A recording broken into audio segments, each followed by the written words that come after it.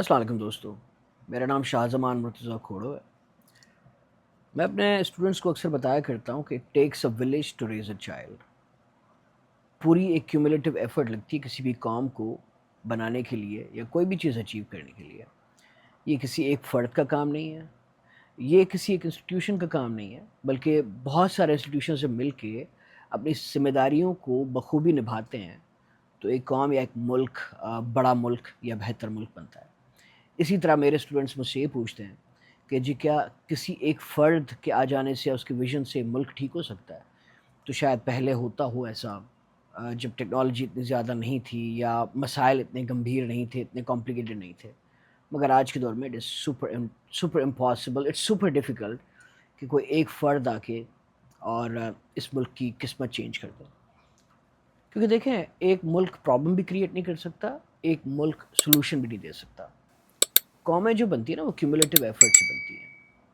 ہماری قوم کی مثال لے لیں، ہم کس چیز میں یکجہت ہیں؟ کسی بھی چیز میں یکجہت نہیں ہے۔ ہم I'm really sorry but ہم ایک فراڈیا اور انڈیسنٹ قوم ہے۔ ہم ہر چیز میں انڈیسنسی سے کام لیتے ہیں، چاہے وہ ہم اپنے کمٹمنٹ کی بات کریں، چاہے بزنس کی بات کریں، چاہے روڈ رستے پہ چلنے کی بات کریں، چاہے کوئی خرید و فروخت ہو اس کی بات کریں، ہم انڈیسنسی شو کرتے ہیں۔ ہم وہ قوم ہے جو باقیوں کو دیکھ کر روڈ پہ کچرا پھینکتی ہے۔ ہم وہ قوم ہیں جو اگر پکڑ دھکڑ کا ڈر نہ ہو تو ہم فراڈ اور چوری سے باز نہیں آتے۔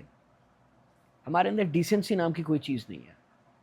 تو بگاڑ جو ہوتا ہے نا قوموں کا یا ملک کا، وہ ان حرکتوں سے ہوتا ہے، اور جو ٹھیک کرنا ہے وہ بھی آپ ہی لوگوں نے کرنا ہے۔ اپنے معاملات ٹھیک کرنے پڑیں گے، لوکل لیول پہ پہلے اپنے آپ کو جھانکیں، اپنے اندر جھانکیں، پھر اپنے گھر کے معاملات ٹھیک کریں، پھر گلی کے معاملات ٹھیک کریں، اسی طرح ملک کے معاملات ٹھیک ہو جائیں گے۔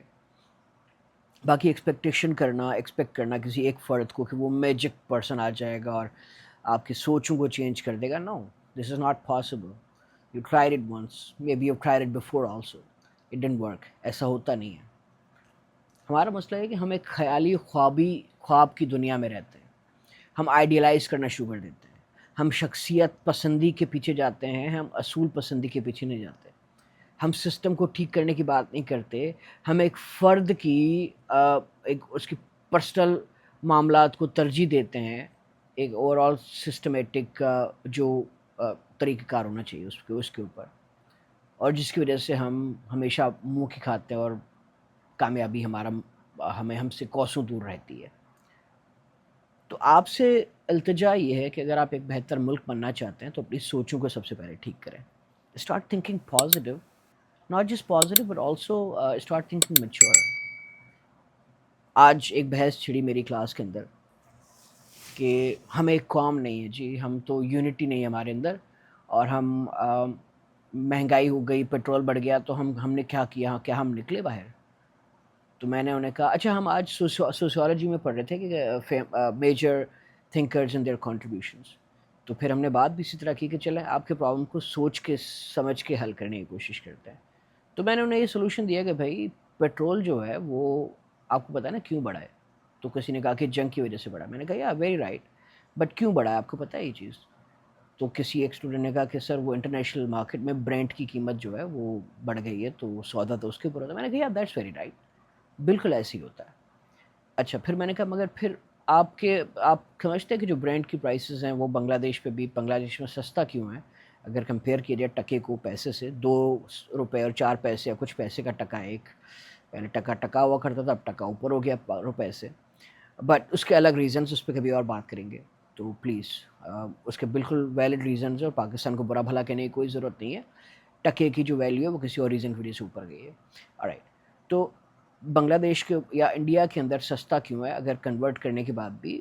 Y is it cheaper? تو پھر انہوں نے کہا جی کوئی جواب نہیں دے پایا، تو میں نے کہا جی لیویز لگتی ہیں، اور لیویز آئی ایم ایف نے لگائی ہیں، اور کسی نے غلط ڈیل پہلے کی تھی تو وہ اب کنٹینیو ہو رہی ہے ڈیل، اور پھر یہ والے شہزادے بھی، ان لوگوں نے بھی غلط ڈیلز کی ہیں، مگر اب fiscal discipline I M F چاہتا ہے، تو آئی ایم ایف چاہتا ہے کہ آپ ٹیکس دیں، تو حکومت محنت کرنے کے بجائے کہ بھائی ڈفرینٹ سیکٹرز میں جائے اور ٹیکس بیس بڑھائے اپنا، اور ڈفرینٹ قسم کی ٹیکسز، انڈاکیومنٹڈ اکانومی کو ختم کرے اور سب لوگوں سے ٹیکس لے۔ آپ کہہ رہے ہوں کہ ٹیکس لے تو رہی ہے، اور کتنا ٹیکس دیں؟ تو غلط جگہ ٹیکس لے رہی ہے آپ سے اور غلط لوگوں سے ٹیکس لے رہی ہے. بہت ایک ایسا بڑا طبقہ ہے جو کہ اچھے خاصے پیسے بناتا ہے اور ٹیکس نہیں دیتا، ٹیکس چوری کرتا ہے، ٹیکس ایویژن کرتا ہے. تو جس کی وجہ سے جو وزن ہے ٹیکسیشن کا آئی ایم ایف کی طرف سے جو دباؤ ڈالا گیا فسکل ڈسپلن کرنے کے لیے، پھر وہ کہیں نہ کہیں سے تو پورا کرنا ہے. تو آسان طریقہ یہ ہے کہ کنزیومر جو الیکٹرکسٹی کنزیوم کرتے ہیں یا جو پیٹرول کنزیوم کرتے ہیں ان کے بارے لگا دو. تو حکومت محنت کر کے جو اتنے بڑے بڑے ایف بی آر ڈپارٹمنٹ سے ساری چیز بنائی ہیں، لاکھوں کروڑوں روپے اس پہ خرچہ ہو رہا ہے، نئی نئی گاڑیاں دی ہیں ایف بی آر والوں کو، ان کو پیسے دے رہے ہیں، تنخواہیں دے رہے ہیں، مراد دے رہے ہیں، سب کچھ. ان سے کام بھی لے لیں بھائی. انہیں بولے کہ گھر گھر جائیں. کراچی میں صرف اورنگی ٹاؤن میں جا کے دیکھیں تو انڈاکیومنٹڈ اکانومی کی آپ کو مثالیں ملیں گی. اسی طرح پورے ملک میں انڈاکیومنٹڈ اکانومی ہے جو کہ ٹیکس نہیں بھرتے، یا ایسے دھندے ہیں یہاں پہ جو ٹیکس نہیں دیتے. دیکھیں ہمارے پاس تو پروگریسو ٹیکس سسٹم ہے نا، کہ زیادہ امیر ہوگا تو اس کو زیادہ ٹیکس دینا پڑے گا، غریب کے اوپر اتنا بوجھ نہیں آتا. انکم ٹیکس کی بات کر رہا ہوں. تو یہ گورنمنٹ کی ذمہ داری ہے کہ گورنمنٹ جا کے محنت کرے، اور کیونکہ ٹیکس بیس وائڈ ہوگا تو ٹیکس ڈفرینٹ سورسز سے آئے گا. تو آئی ایم ایف کا کوٹا بھی پورا ہو جائے گا، ڈیمانڈ پوری ہو جائے گی، تو پھر کنزیومر جو پیٹرول کا کنزیومر ہے، الیکٹرکسٹی کا کنزیومر، اس کے اوپر ٹیکس نہیں آئے گا. خیر یہ بات میں انہیں سمجھائی اور شاید ان کو سمجھ میں بھی آ گئی. تو اس کے بعد پھر نیا سوال آیا. میں نے کہا جی آپ نے یہ ایسا کیوں بولا کہ یونٹی نہیں ہے ہمارے اندر؟ کس بات کی یونٹی نہیں ہے؟ آپ کو کیا لگتا ہے کس بات کی یونٹی نہیں ہے؟ تو ایکسکیوز می. تو انہوں نے کہا جی یونٹی یہ نہیں ہے کہ ہم یہ پرائس ہائیک ہو اس کے خلاف ہم نکلے نہیں باہر. میں نے کہا اب آپ کو سمجھ آ گیا کیوں نہیں نکلے؟ بیکاز ہمارے بس میں نہیں تھا. نکل کے ہم نے ذلیل ہی ہونا تھا، گرمی کے اندر خوار ہی ہونا تھا، اس کا کچھ فائدہ ہونے والا نہیں تھا. What were you suppose tell the government کہ آئی ایم ایف کی بات نہ سنو؟ وہ ایسا نہیں کریں گے. چلیں آپ کے محبت میں آ کے انہوں نے آئی ایم ایف کی بات سننا چھوڑ دی تو کیا ہوگا؟ آئی ایم ایف قسط نہیں دے گا، آپ ڈیفالٹ میں آ جائیں گے. جو تھوڑا بہت ابھی چل رہا ہے وہ بھی نہیں چلے گا. تو مطلب میں نے ان کو بولا کہ سوچنے سمجھنے سے معاملات حل ہوتا ہے. اور اب دوسرا ایک پہلو جو انہوں نے میڈم نے بات کی کہ بھائی یونٹی نہیں ہے ہمارے اندر. میں نے کہا کس بات کی یونٹی چاہیے آپ کو؟ انہوں نے کہا ایک کام نہیں ہے. میں نے کہا تو ایک کام تو نہیں ہے ہم لوگ. انہوں نے کہا ہم پاکستانی ایک قوم. میں نے کہا پاکستانی ایک قوم کوئی پاکستانی نام کی کوئی قوم ہی نہیں ہے، کوئی قوم ہو بھی نہیں سکتی، بن بھی نہیں سکتی. It is impossible. یہاں پہ ڈفرینٹ ایتھنیسٹیز رہتی ہیں اور ایتھنک قومیں ہیں. ایک پہلے تو مذہب کے تلے آپ نے ڈال دیا، جو کہ بڑا ناممکن سی چیز تھی کہ آپ نے ایک مذہب جو ایک مذہب لوگ فالو کرتے بھی نہیں، ہر بات پہ اسلامی ملک ہے، اسلامک مملکت ہے. ایسا کچھ تو ہے نہیں. اسلامی ملک ہے تو پارا چنار میں شیعوں کو مرے ہوئے لاشوں کو ڈنڈے کیوں مار رہے تھے؟ یا ایک طبقہ دوسرے طبقے کو کافر کیوں کہتا ہے؟ مناظرے ہو رہے ہیں، ساری چیزیں ہو رہی ہیں، گولیاں بج رہی ہیں، دوسری چیزیں ہو رہی ہیں، کیوں بھائی؟ ایک اسلام ہے، لا الہ الا اللہ محمد رسول اللہ. سمپل سی بات ہے. ٹینشن فری ہو کر بندہ زندگی جیے. نہیں ایک دوسرے کو غلط ثابت کرنا ہم نے دین کا حصہ سمجھ لیا، ایسا ہے نہیں ویسے بات. تو پہلے تو سب سے پہلے یہ خرافات ہمارے ذہنوں سے ہٹائی جائے اور ایک لا الہ الا اللہ محمد رسول اللہ کے جھنڈے کے نیچے سارے آ جائیں. ایک اللہ ہے اور اس کے آخری نبی حضرت محمد مصطفیٰ صلی اللہ علیہ وسلم ہے. سیدھی سی بات ہے. ایک تو یہ چیز ہو گئی. دوسری چیز یہ ہو گئی کہ بھائی ایک قوم کس بات کی ایک قوم ہے؟ ہم ایک قوم کہے بغیر یا پاکستانیت انفورس کی نافذ کیے بغیر بھی ہم ساتھ ساتھ رہ سکتے ہیں. اور وہ اس صورت میں ہو سکتا ہے جب سب کے جو حقوق ہیں وہ سب کو دیے جائیں، سب کو ٹرسٹ کے دائرے میں لایا جائے، سب کو انسان سمجھا جائے، سب کو وہ سب دیا جائے جو ایک باشعور اور ایک باعزت شہری کو میسر ہونا چاہیے. جو آرٹیکل 8 سے لے کے آرٹیکل 28 تک ہمارے کانسٹیٹیوشن میں فنڈامنٹل رائٹس کی جو پاسداری کی بات کی جاتی ہے وہ ہر ایک شہری کو میسر ہو، تو معاملہ بہتر ہو جائے گا. ورنہ اس حقیقت سے ہم کیوں دور بھاگ رہے ہیں کہ بھائی میں سندھی ہوں، جو انڈیا سے لوگ آئے وہ مہاجر کہتے ہیں اپنے آپ کو، جو ان کے آباء و اجداد خیر وہ بھی اب کہتے ہیں، یا جو پنجاب میں رہتے ہیں وہ پنجابی ہیں، جو خیبر کا پختونخوا میں رہتے ہیں وہ پختون ہیں، پٹھان ہیں، جو بلوچستان میں رہتے ہیں وہ بلوچ ہیں. وہ الگ الگ قومیں ہیں. ہم لوگ کا کھانا پینا، رہن سہن، لینگویج، ہر چیز ڈفرینٹ ہے. ہمارے اندر کامنالٹی صرف اردو ایک لینگویج ہے جو برج ہمارے بیچ میں. تو ہم نے پاکستانیت کا یہ جو عجیب ایک منتر ہے نا یہ ڈالنا بند کر دیں. یہ فیکنیس سے دور ہو جائیں. ایسی کوئی چیز نہیں ہے. ہم ایک پاکستان کے جھنڈے کے تلے رہ بھی سکتے ہیں اور پراسپر کر بھی سکتے ہیں اگر ہماری انڈیویجوالٹیز کو تسلیم کیا جائے اور ان کو بولا جائے کہ الگ قومیں ہیں، یہ الگ الگ قومیں ایک قوم نہیں ہے. مگر یہ سب لوگ ایک ساتھ رہ سکتے ہیں. کامن فیکٹر کی بھی ضرورت نہیں ہے. کامن فیکٹر تب چاہیے ہوتا ہے جب ہمیں الگ ملک بنانا ہوتا ہے. انڈیا سے بھی آزادی چاہیے ہوتی تو تب کامن فیکٹر قاعدہ ہم نے دے دیا کہ بھائی ہندوؤں کے اوپر مسلمانوں نے حکومت کی ہے 700-800 سال. اب تب ہندوؤں کے پاس عقل نہیں تھی, اب ہندوؤں کو باور کرا دیا اپنی اہمیت, انگریزوں نے ان کو امپاور کر دیا ایجوکیشن کے تھرو, اور مسلمان ایجوکیشن سے دور رہے ہیں.